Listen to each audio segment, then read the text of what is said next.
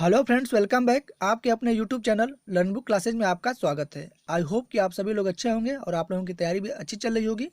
तो आज की क्लास में हम लोग सीडीपी के कुछ ऐसे क्वेश्चन डिस्कस करेंगे जो कि आपके सीटेट के लिए बहुत ही हेल्पफुल होने वाले हैं। समझ लीजिए, यहाँ से आपके 2-3 नंबर सीटेट में क्लियर हो जाएंगे और सीटेट ही नहीं, किसी भी टीचिंग एग्जाम में आपको यहाँ से 2-3 नंबर मिलेंगे। इसमें एनसीएफ 2005 के, आरटी 2009 के और भारतीय शिक्षा से जो प्रमुख घटनाक्रम है, उन घटनाओं पर आधारित जितने भी क्वेश्चन हैं आपको इस एक वीडियो में उपलब्ध हो जाएगा। तो ये क्लास आपके लिए बहुत ही इंपॉर्टेंट होने वाली है। तो अगर अभी तक आप हमारे चैनल को सब्सक्राइब नहीं किए तो सब्सक्राइब करें, लाइक करें और कमेंट करके जरूर बताइएगा कि ये क्लास आपको कैसी लगी। तो देखिए, आज का जो पहला क्वेश्चन है हम लोग डिस्कस करते हैं। देखिए, पहला क्वेश्चन है, शिक्षा का अधिकार अधिनियम 2009 में निर्दिष्ट किया गया है कि कक्षा 1 से कक्षा 5 तक की यदि प्रवेश दिए गए विद्यार्थियों की संख्या 200 से अधिक है तो विद्यार्थी अध्यापक आवश्यक अनुपात होगा। देखिए, ये आपके राजस्थान टेट के 2011 के फर्स्ट पेपर में पूछा हुआ क्वेश्चन है। और ये मत समझिएगा कि ये केवल राजस्थान में पूछा गया तो टेट में पूछा गया, इससे कोई मतलब नहीं है। आपको एज टू एज सी टेट में भी पूछा जा सकता है। ठीक है, तो देखिए 30, 40, 45, 50 पूछा जा रहा है कि जो आरटी 2009 है इसके अनुसार कक्षा 1 से 5 तक यदि प्रवेश जो छात्र लिए गए हैं, अगर विद्यार्थियों की संख्या 200 से अधिक है तो विद्यार्थी अध्यापक आवश्यक अनुपात क्या होगा। ठीक है, तो देखिए यहाँ पर अगर 200 से अधिक की संख्या जब बच्चों की हो जाएगी तो देखिए यहाँ पे जो विद्यार्थी और अध्यापक का जो अनुपात होगा ना, वो आपका 40 होगा। क्या होगा? अनुपात आपका 40 होगा।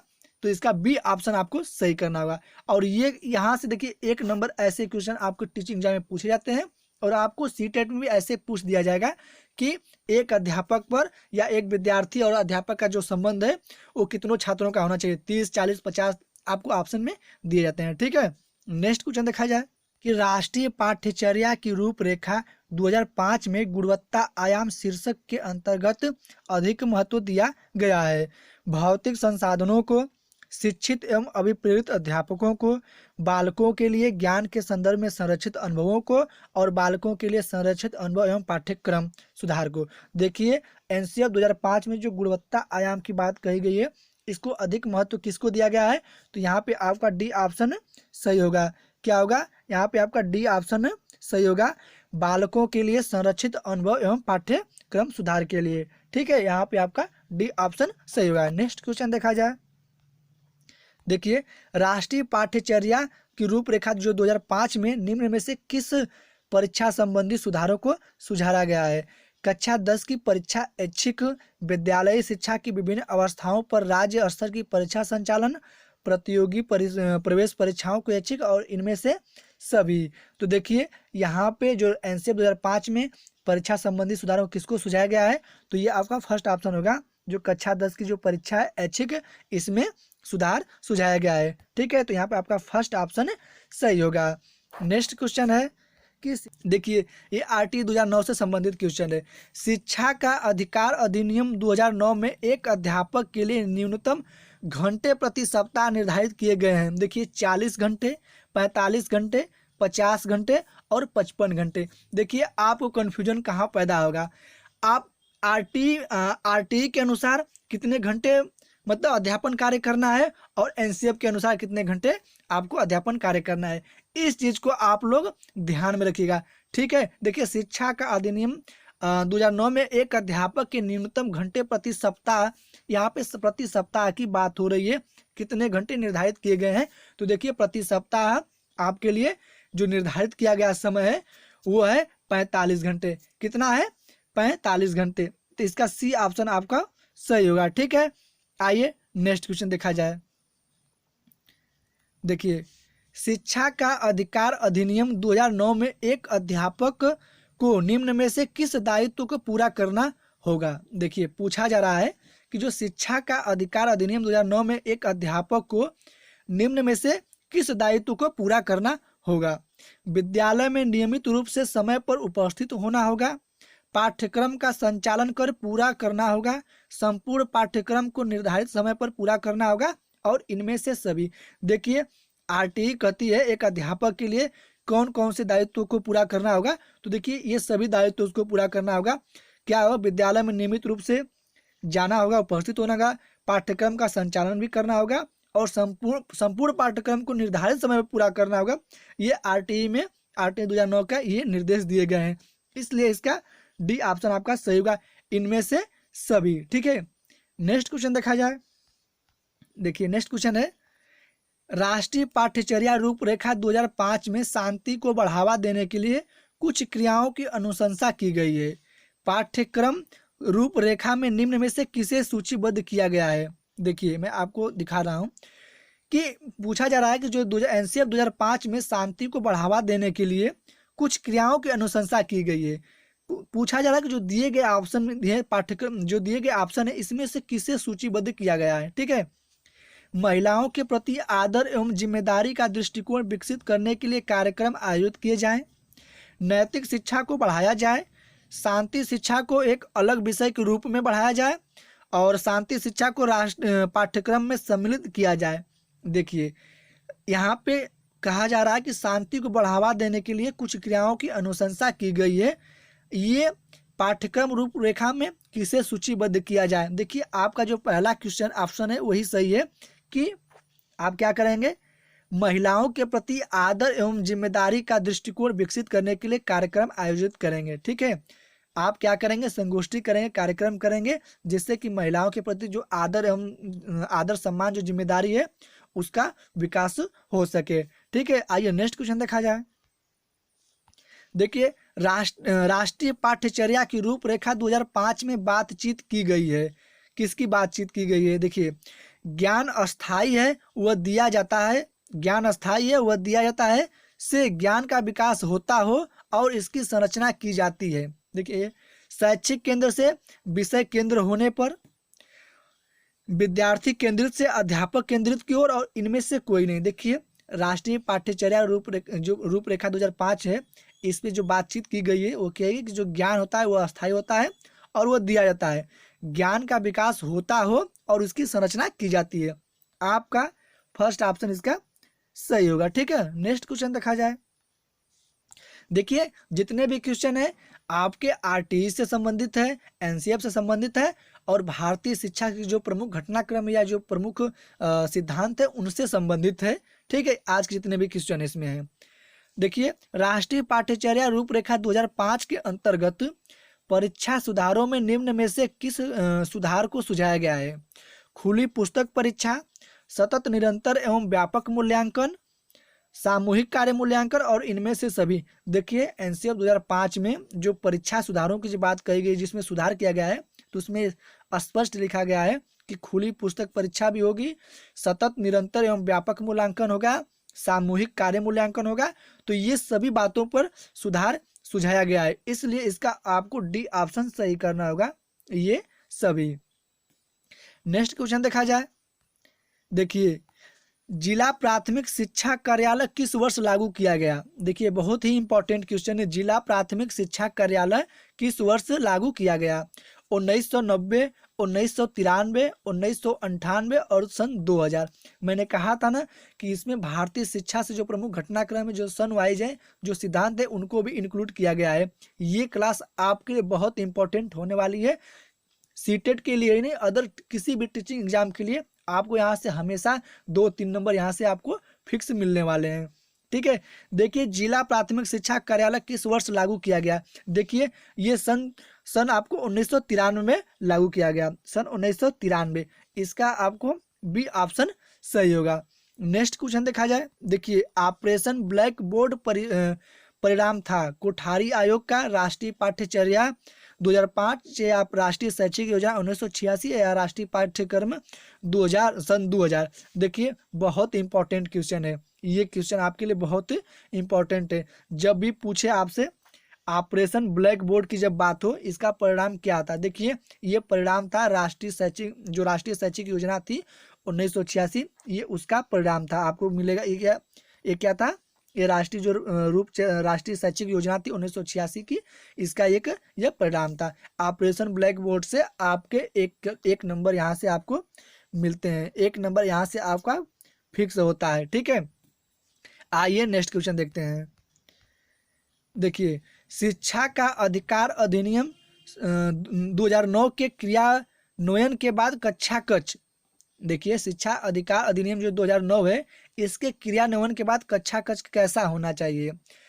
अप्रभावित है क्योंकि शिक्षा का अधिकार विद्यालय में कक्षा की औसत आयु को प्रभावित नहीं करता।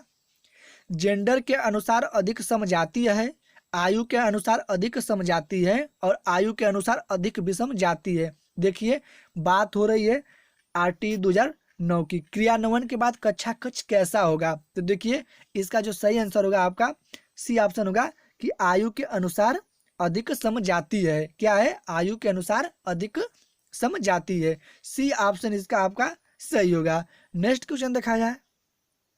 देखिए एनसीएफ 2005 के अनुसार गलतियां इस कारण से महत्वपूर्ण होती हैं। यह विद्यार्थियों को उत्तीर्ण एवं अनुत्तीर्ण समूहों में वर्गीकृत करने के लिए एक महत्वपूर्ण उपकरण है। यह अध्यापकों को बच्चों को डांटने के लिए एक तरीका उपलब्ध कराती है। ये बच्चे के विचार की अंतर्दृष्टि उपलब्ध कराती है तथा समाधानों को पहचानने में सहायता करती है और ये कक्षा से कुछ बच्चों को हटाने के लिए आधार उपलब्ध कराती है। देखिए एनसीएफ 2005 के अनुसार जो गलतियां इस कारण से महत्वपूर्ण होती है, क्यों होती है, इसका जो सही ऑप्शन आपका होगा सी ऑप्शन कि ये बच्चे के विचार की अंतर्दृष्टि उपलब्ध कराती है और समाधानों को पहचानने में सहायता करती है। सी ऑप्शन इसका आपका सही होगा। ठीक है, नेक्स्ट क्वेश्चन देखा जाए। देखिए आपको राष्ट्रीय पाठ्यचर्या ऐसी हो जो पाठ्य पुस्तक के ज्ञान को पुनः प्रस्तुत करने के स्थान पर बच्चों को अपनी आवाजें पाने, कार्य करने के लिए अपनी जिज्ञासा का पोषण करने, प्रश्न पूछने और जांच पड़ताल करने तथा अपने अनुभवों को बांटने तथा विद्यालय के ज्ञान के साथ जोड़ने में सक्षम बनाए। राष्ट्रीय पाठ्यचर्या की रूपरेखा 2005 पृष्ठ संख्या 13।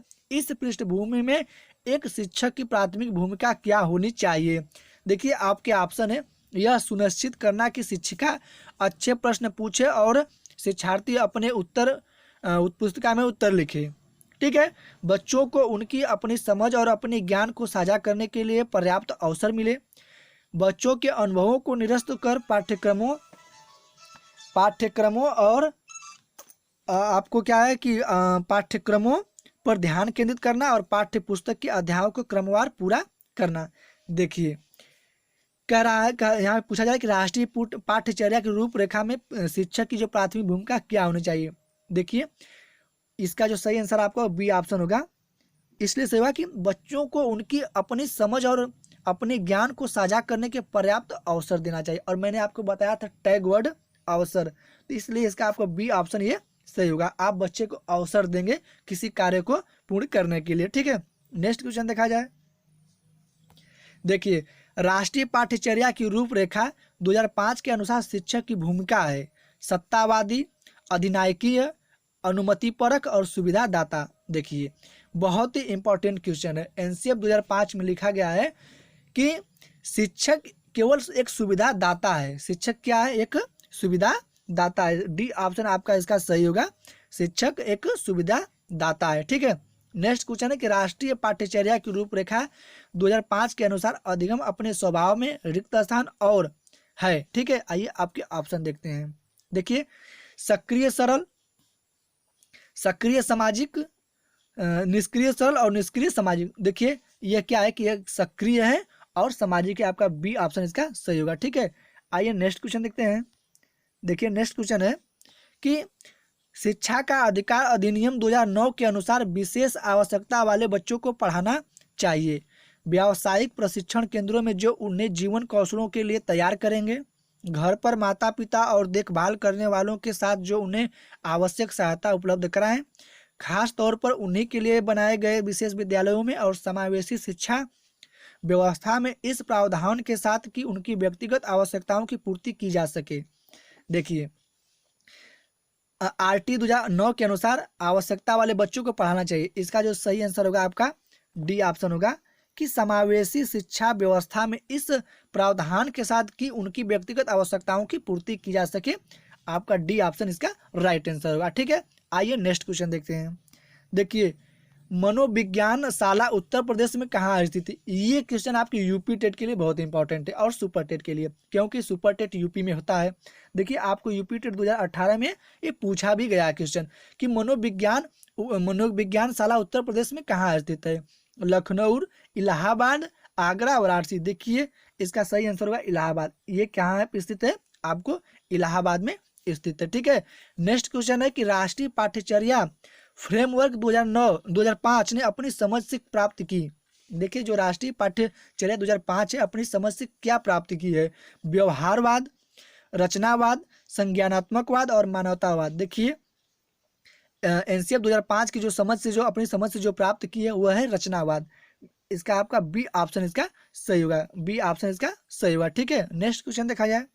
देखिए बहुत ही इंपॉर्टेंट क्वेश्चन है, दिव्यांगजन अधिकार अधिनियम वर्ष लागू किया गया। जो दिव्यांगजन अधिकार अधिनियम किस वर्ष लागू किया गया? 1995, 1999, 2016 और 1992। देखिए जो दिव्यांगजन अधिकार अधिनियम ये आपको 2016 में किस में 2016 में लागू किया गया। सी ऑप्शन आपको इसको सही करना होगा। नेक्स्ट क्वेश्चन देखा जाए। देखिए ये बहुत क्वेश्चन इंपॉर्टेंट है। निःशुल्क एवं अनिवार्य बाल शिक्षा अधिकार अधिनियम 2009 दिव्यांग बच्चों की निःशुल्क शिक्षा के अधिकारों को सुनिश्चित करता है। 3 वर्ष से 18 वर्ष तक के लिए, 6 वर्ष से 14 वर्ष तक के लिए, 6 वर्ष से 22 वर्ष तक के लिए और 6 वर्ष से 18 वर्ष तक के लिए। देखिए अगर आपके मन में ये होगा कि निःशुल्क अधिकार अधिनियम जो है ये 6 से 14 वर्ष के बच्चों के लिए अनिवार्य है, लेकिन इस आरटी 2009 में स्पष्ट लिखा गया है कि जो यह नियम दिव्यांगों के लिए नहीं है। दिव्यांगों के लिए 6 वर्ष से 18 वर्ष तक है निर्धारित की गई। कितना है? 6 वर्ष से 18 वर्ष तक। डी ऑप्शन आपका यहाँ पे सही होगा। नेक्स्ट क्वेश्चन देखा जाए।